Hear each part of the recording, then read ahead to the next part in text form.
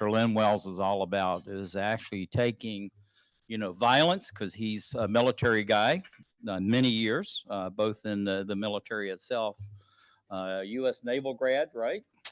And so very active, engaged on the military side, but also almost half of his professional career has been on the civilian side and actually doing these transitional things as far as sustainable development and also disaster recovery. Lynn's been at this for a long time. He's the executive advisor for the Center for Resilient and Sustainable Communities, C-RASC, over at George Mason University. Founder of Star Tides, and this is sharing to accelerate research, transformative innovation for development, and emergency support. And that's why I always call it Star Tides and not all that, because that's a very long name.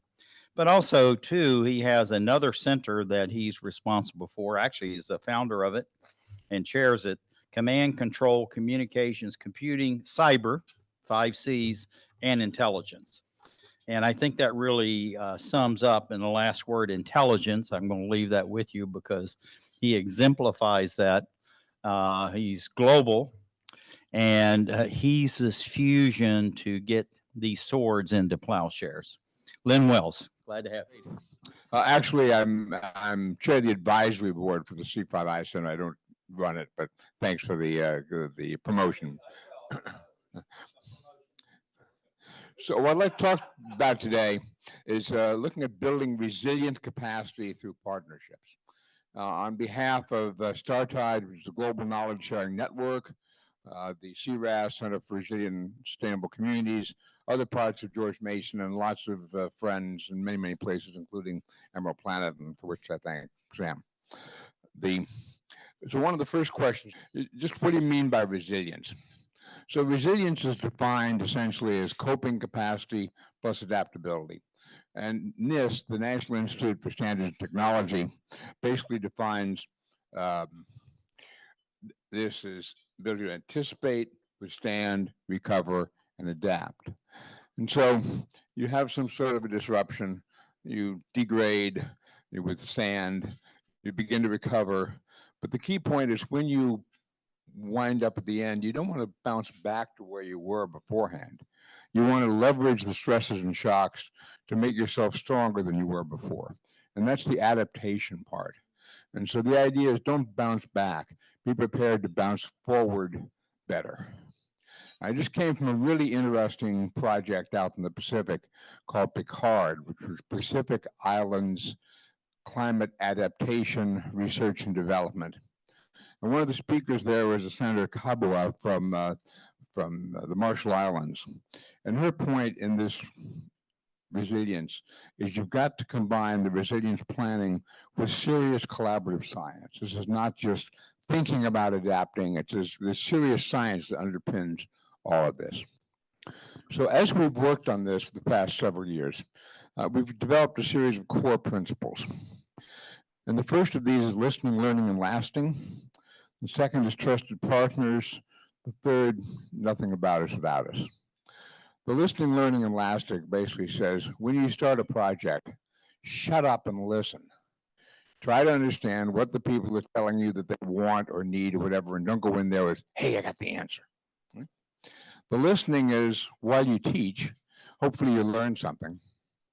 The lasting basically is after the grant is over and the students have graduated, have you left the community or the entity, whatever you're working with an enduring bottom-up capacity that they can continue to develop on their own after you've gone? Otherwise, you've just wasted the money. Right? You have to wait for the next hurricane for them to get something. How do you provide them with a lasting capacity? Trusted partners.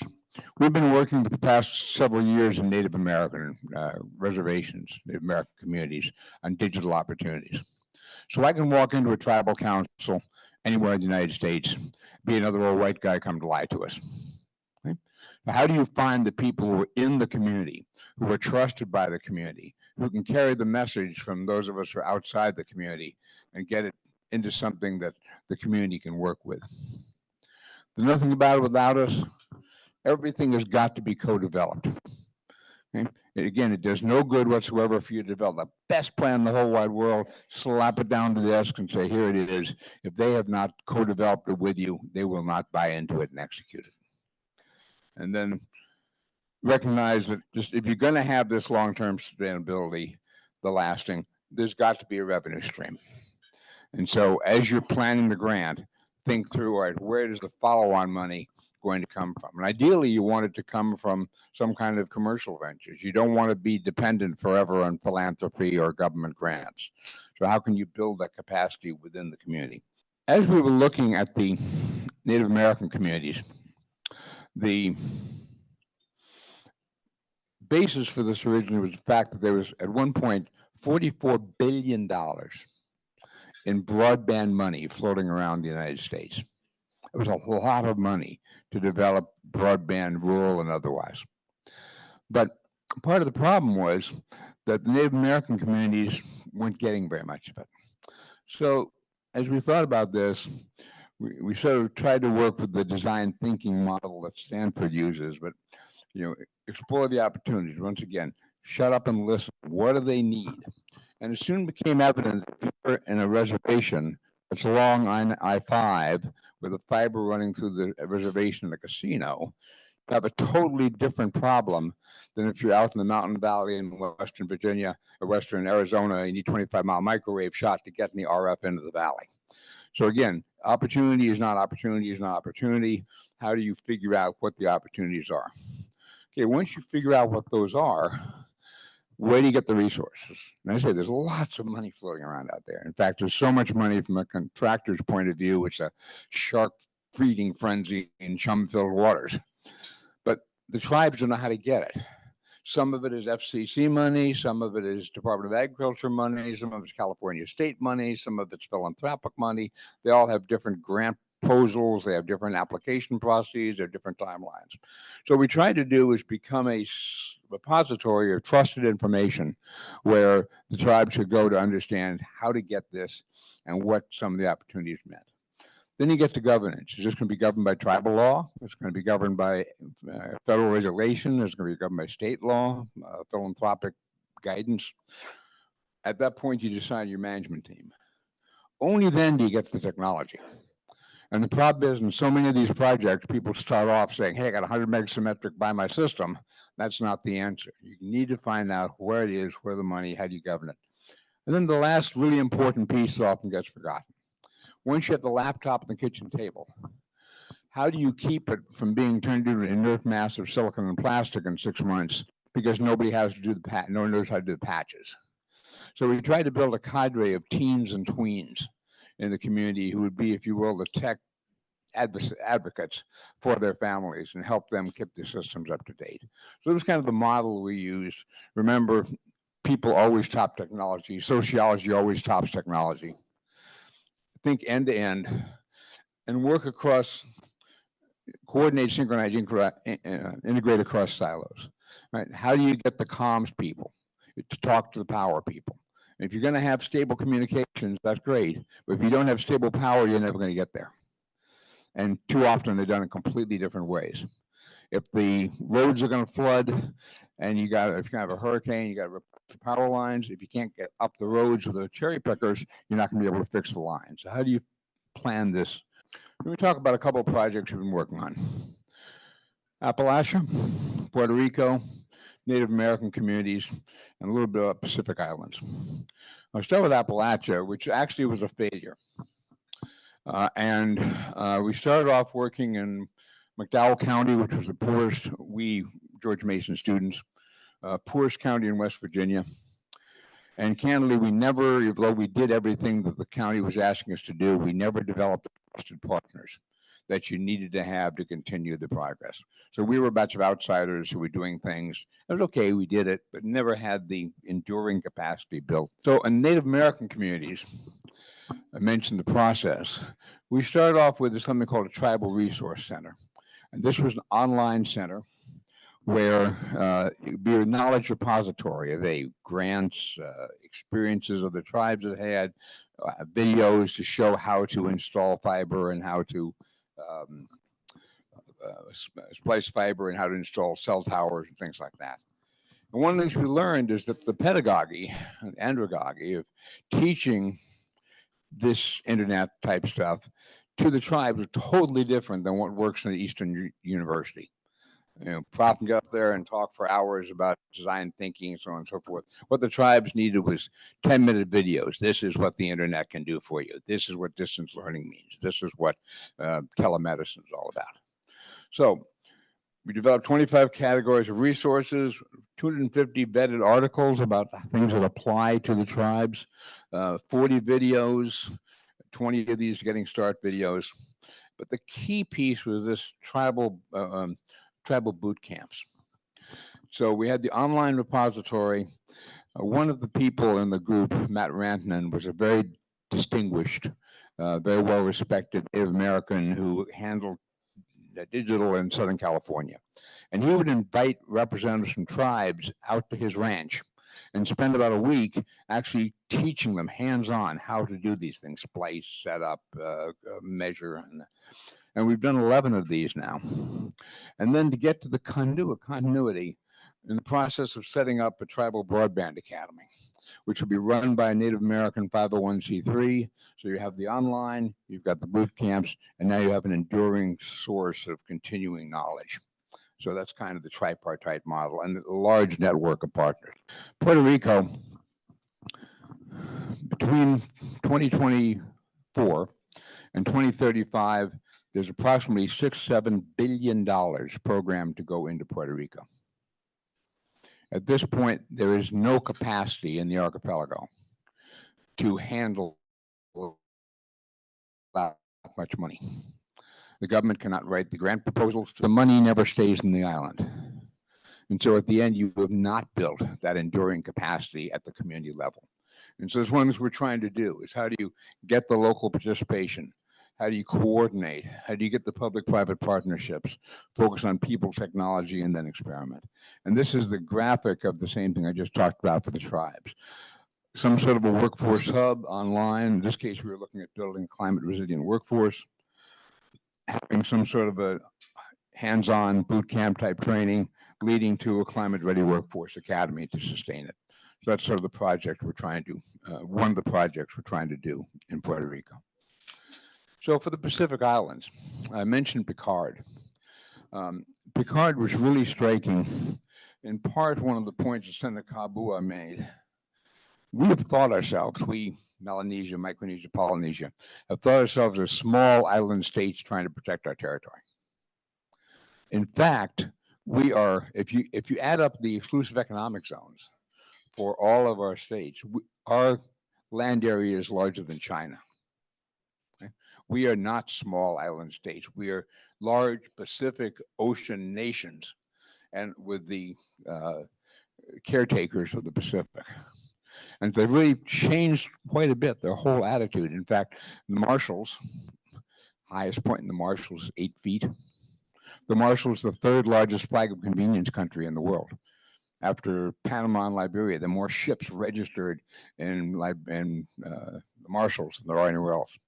And they're using that leverage to promote the reduction of greenhouse gases in maritime transport. Right. But some of the key points. These issues, and they're same for Native Americans, same for Puerto Rico, these are issues about sovereignty. All the things we've been talking about. Take advantage of the outside help, move beyond dependence on it. For example, somebody comes in and said, I'm going to sell you broadband. And after I've sold you the broadband, I get to control all the data that goes with it. No, you figure out how to control the data. Okay? Take charge of those key resources. Build a network of outside expertise. There's a slide, great slide about 35 different Native American communities who form together to be a helping point. And then preserve the cultures, cultural preservation and sovereignty by indigenous leadership. In the Marshalls, there's something called CASTLE, the Kwajalein Atoll Sustainability Lab. It's entirely run by the Marshallese. The chairman's Marshallese, all the board of directors are Marshallese, there's one non-Marshallese as a science advisor. Second piece, design the project so they build capacity for community resilience and adaptability. Again, listening, learning, and lasting. So make sure the funds are spent in the community. train the workforce. Again, have something left over after the grant ends, and enduring funding plans after the grant ends for your project. And finally, maximize the participation, coordination, and continual improvement as you design your projects. Design the architecture so you can support any organizations. Don't get yourself locked into one corporate solution. Work as much as you can with open source, work as much as you can with the ability to replace modules as better technologies come along. And then, communicate both the big picture, but also remember the small tangible contributions, like my island's only 8 feet high. I've got to do something about it as the sea level rises. So 2 things here, wrap it up. StarTides, I mentioned, is a global knowledge sharing network. We started this in 2007, and it was designed originally to support Defense Department, 4 Defense Department missions. Building partner capacity, domestic and foreign disaster relief, and support to peacekeeping operations. It's now morphed into building resilient communities and disaster relief, but the concept remains the same. This runs from universities in Asia to NGOs in Europe and Africa, Red Cross, Red Crescent, parts of the US government, US businesses, academia, so on and so forth. It really is public, private, whole of government, transnational. And within the several thousand nodes of StarTides, people focus typically in 7 areas: in power, shelter, water, food, comms, mobility and transport, and healthcare. So out there in the network, there's a whole batch of people with skill sets. And kind of the way this works is the government of Iraq came to us 2 years ago and said, can you help us with IDP, internally displaced people, and refugee camps between Baghdad and Basra? Went out to the network. In a week, had 80 responses. I served there, I'd like to go back, got a technology I'd like to sell, whatever. So went back to the Iraqis and said, fine, this has got to be an Iraqi poll. It can't be an outside push. So who's your lead? Who's your team? Whatever. As it turned out, they never got their act together, so we didn't follow up on it. But the point is, the network allows you to bring together a whole batch of skill sets in these different areas. The problem with StarTides is knowledge repository, but it needs to be focused. And that's kind of what C-RASC does. The Resilient Sustainable Communities, it also adds research and teaching.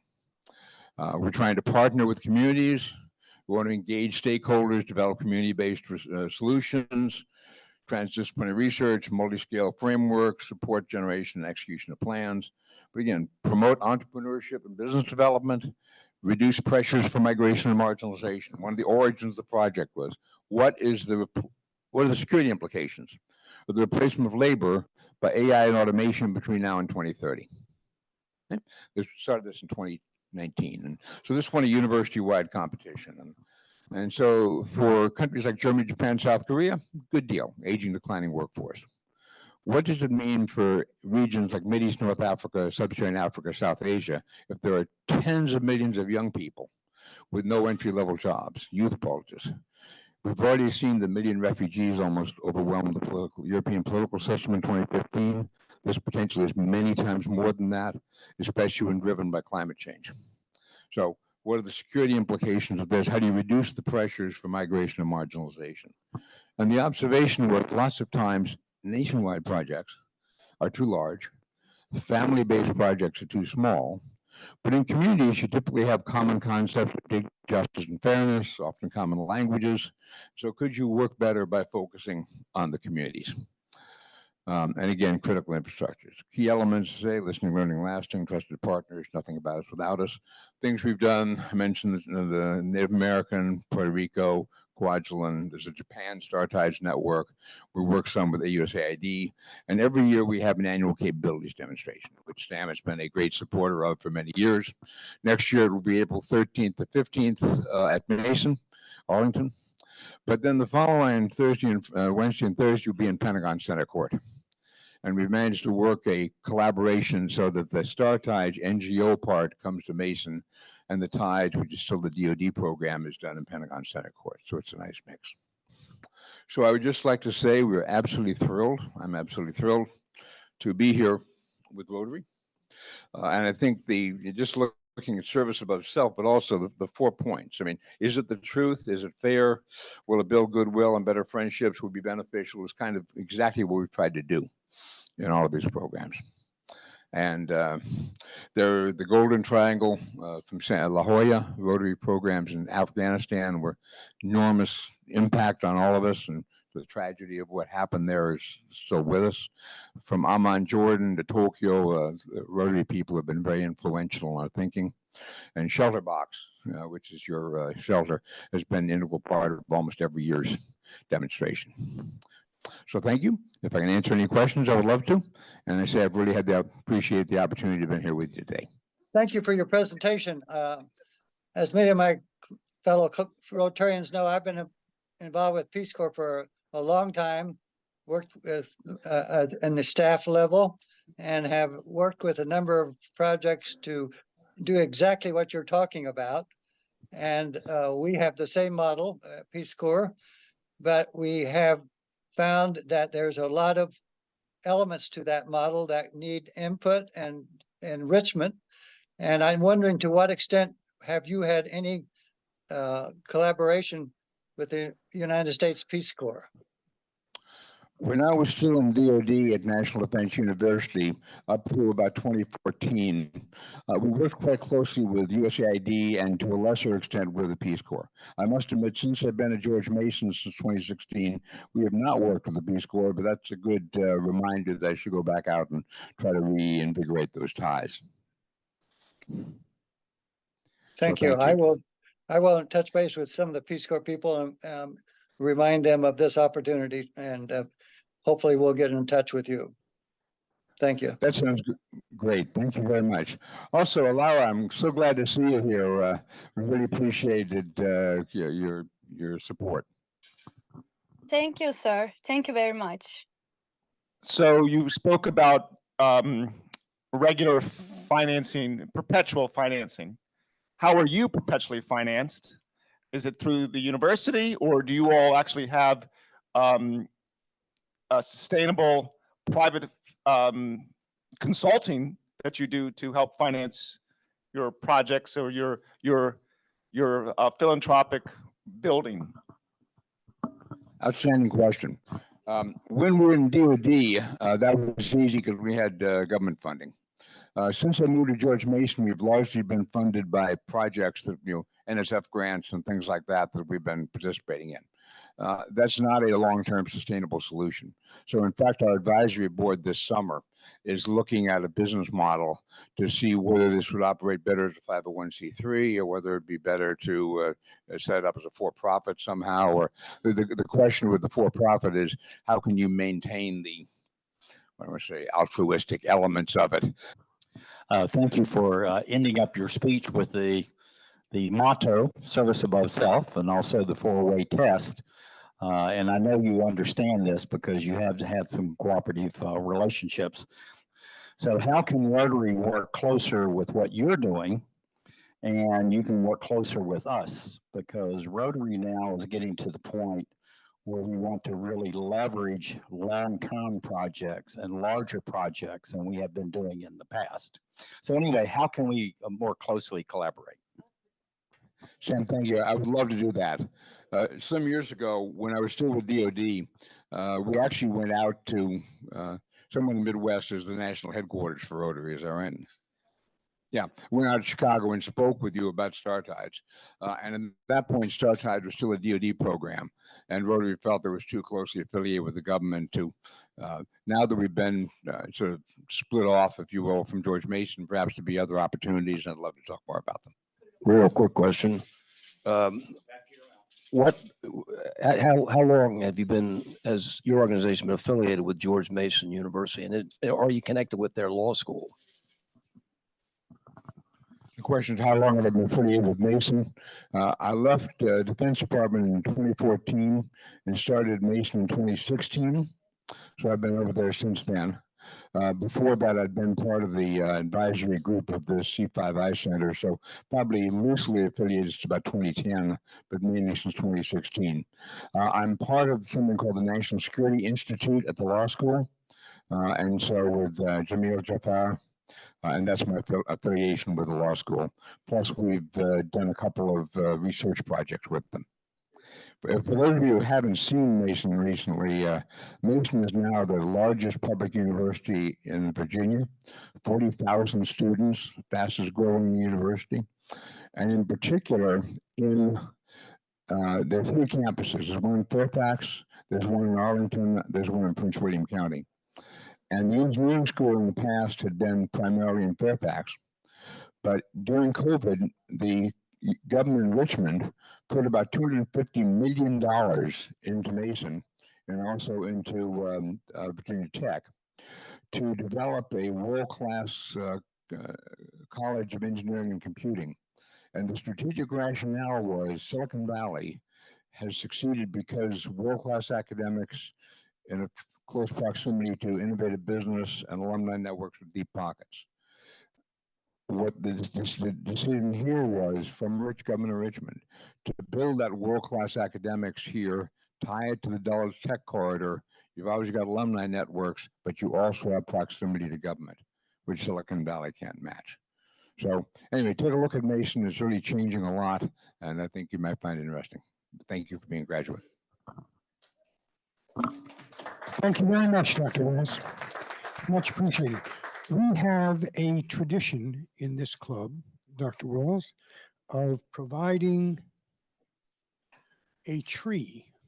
We plant a tree in the honor of our speakers. There will be a tree planted in Washington in your honor. The GPS coordinates will be available to you. We'll let you have those. And here's a certificate for